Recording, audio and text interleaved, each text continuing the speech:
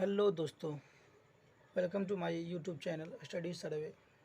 चलिए आइए हम लोग देखते हैं कि इन्फिनाइट और अनडिफाइंड में क्या अंतर है। तो कल हम लोगों ने पढ़ा था कि जब जीरो को जीरो से भाग दिया जाता है तो अनडिफाइंड प्राप्त होता है। अनडिफाइंड का मतलब होता है नॉट डिफाइंड। नॉट डिफाइंड मतलब जो परिभाषित नहीं है उसको कहते हैं अनडिफाइंड। चलिए एक उदाहरण से इसका अर्थ हम लोग समझते हैं। जैसे जब हम एक संख्या लेते हैं 5 और 2 से भागा दिया जाता है तो 2.5 प्राप्त होता है। फिर एक संख्या लेते हैं 10, जब इसको 5 से भागा दिया जाता है तो 2 प्राप्त होता है। उसी तरह कोई संख्या ले लें जैसे 6, उसको अगर 0 से भाग दें तो क्या प्राप्त होगा। तो एक बार देखते हैं डिवाइड करके। 0 से भाग दे रहे हैं 6 को, तो कोई विद्यार्थी इसे एक बार में लगा सकते हैं तब भी 0 आएगा। 80 बार में लगाएंगे तब भी 0 आएगा। 1000 बार में लगाएंगे तब भी 0 आएगा, या करोड़ बार में लगाएंगे तब भी 0 आएगा। तो इसका मान कुछ भी हो सकता है ना। तो इसका एग्जैक्ट वैल्यू नहीं है, नॉट एग्जिस्ट एग्जैक्ट वैल्यू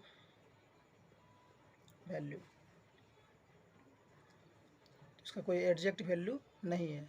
इसी को हम लोग क्या कहते हैं, अनडिफाइंड।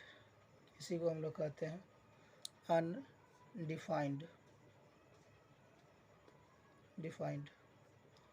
चलिए हम लोग अपने दूसरे टॉपिक इन्फिनिटी के बारे में पढ़ते हैं।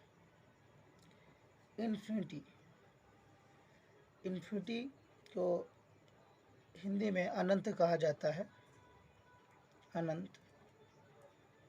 जैसे हम लोग इसे एक उदाहरण से समझते हैं।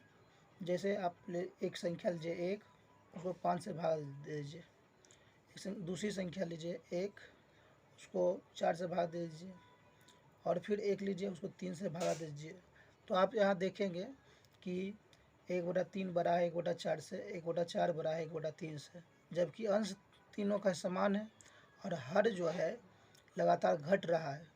हर लगातार घट रहा है तो इन संख्याओं का जो वैल्यू है वो बढ़ते जा रहा है। तो उसी प्रकार अगर हम एक और संख्या इसी पर बेस्ड उदाहरण लेते हैं, 1 अगर 0.1 से भागा दिया जाएगा तो 10 मिलेगा। फिर इससे भी अगर छोटा संख्या ले लें और हर 0.01 ले लें, क्योंकि 0.1 बड़ा है, 0.01 छोटा है, और अंश वही ले लें तो इससे बड़ी संख्या हमको मिलेगा।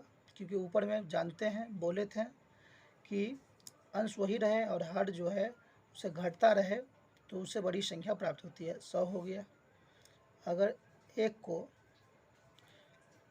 0.001 से भागा दे दें तो 1000 प्राप्त होगा। अगर उसी तरह 1 को हम 0.00 है ना, करोड़ों 0 रहे और अंतिम में 1 रहे तो इससे भाग देने पर क्या प्राप्त होगा। तो 1 पे करोड़ों 0 है ना। तो इतनी बड़ी से बड़ी संख्या को हम लोग क्या कहते हैं, है ना।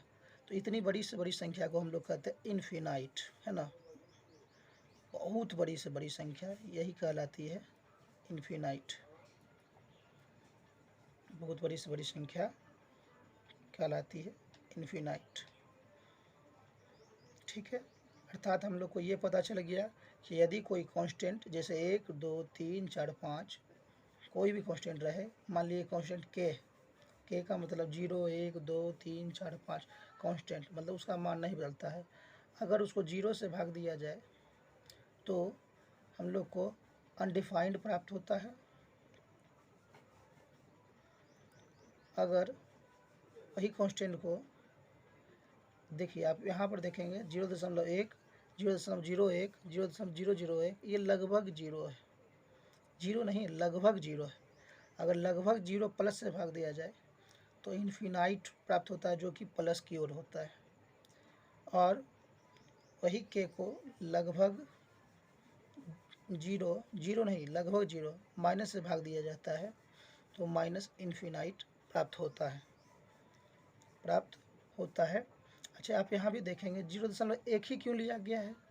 0.1 इसलिए लिया गया है क्योंकि ये जीरो के बाद सबसे छोटी संख्या आ रही है। 0.1 क्यों लिया गया है?